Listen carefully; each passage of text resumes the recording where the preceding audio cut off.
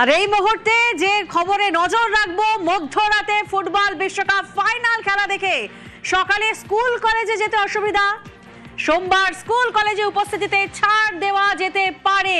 ঠিকই শুনছেন, স্কুল কলেজে ছুটিও দেওয়া যেতে পারে, সিদ্ধান্ত নেবেন প্রধান শিক্ষক, কলেজ অধ্যক্ষরা। বৃহস্পতিবারের নির্দেশিকা দেয় রাজ্য সরকার। আরো একবার আপনাদেরকে জানাবো, লেট নাইট পর্যন্ত ম্যাচ দেখবেন ছাত্রছাত্রীরা, কচিকাচারা, পড়ুয়ারা।